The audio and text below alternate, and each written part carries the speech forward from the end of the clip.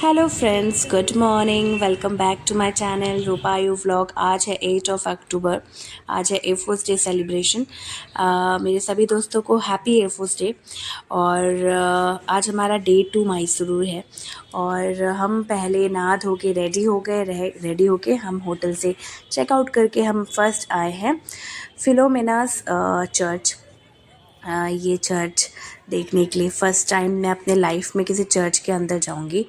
और ये चर्च देखने में जितना ही सुंदर है, मतलब बाहर से तो मतलब ये चर्च ऐसा लगता है कि इंडिया में ऐसे चर्च बहुत कम देखने को मिलते हैं। ये मुझे बार बार यही बोल रहे थे कि ये चर्च इटली, सिंगापुर, ऐसे बाहर देशों में जैसे चर्च बनता है ना, वैसे देखने का लग रहा है सच्ची में।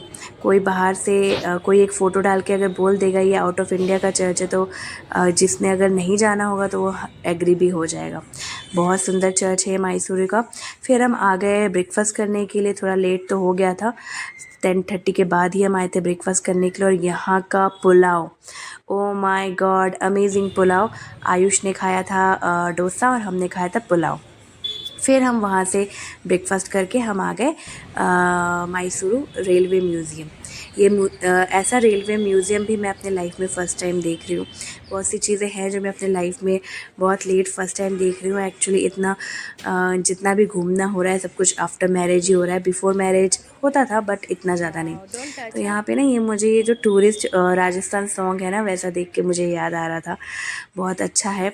और कहाँ से शुरू करेंगे कहाँ से ख़त्म करेंगे बता नहीं सकती, इतना लंबा था।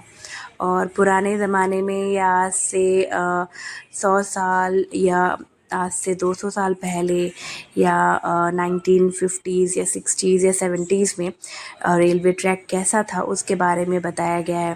पहले ये वुड वाला था, वुड वाला परमानेंट टाइप नहीं था, ये दिखाया गया है।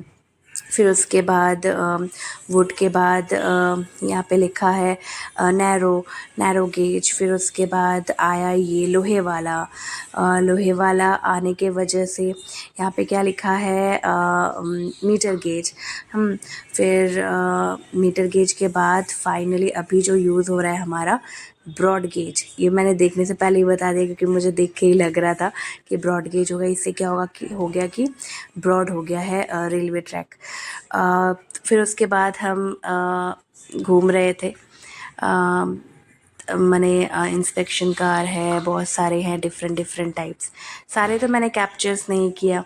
हर एक पुराने ज़माने का रेलवे का मोमेंटो टाइप लगा के रखा हुआ है। जैसे पुरानी चीज़ों का मोमेंटो लगा देते हैं ना, ऐसे ही एक एक पीस पुराने रेलवे ट्रैक का या पूरा ट्रेन ही उठा के रख दिया है एज अ मेमोरी और म्यूज़ियम की तरह।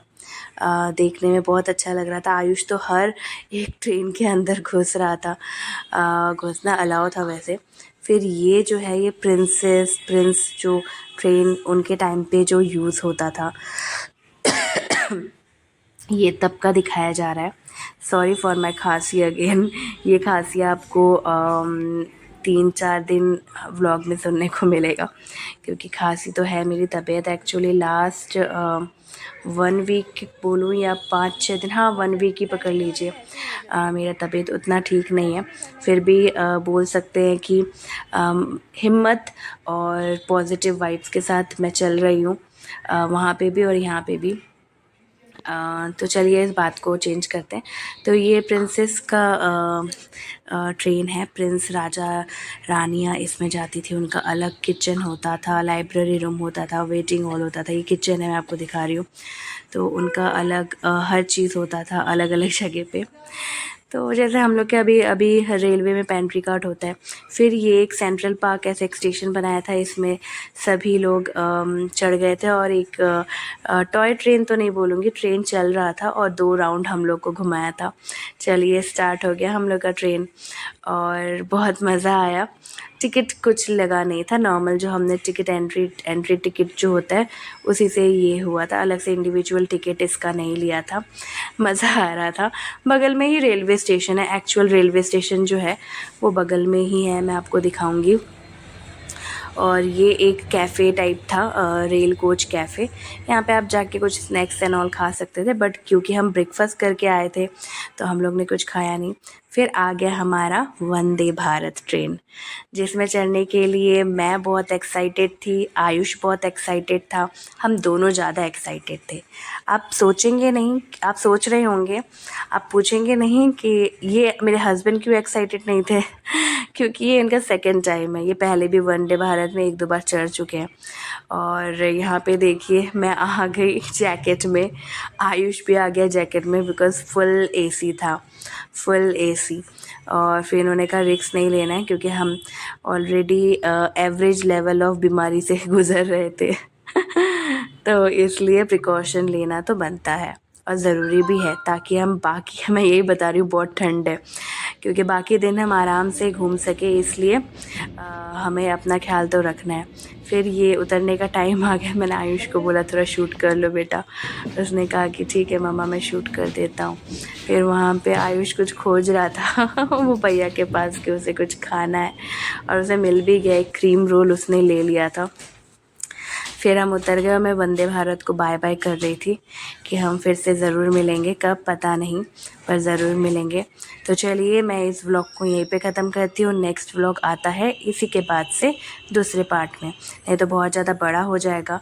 और जैसे कि आपको पता है कि वाईफाई नेट का थोड़ा प्रॉब्लम चल रहा है, तो मैं छोटे छोटे पार्ट्स में व्लॉग आपके पास पहुँचा रही हूँ, ताकि आपको भी देखने में अच्छा लगे और बहुत ज़्यादा लंबा ना हो।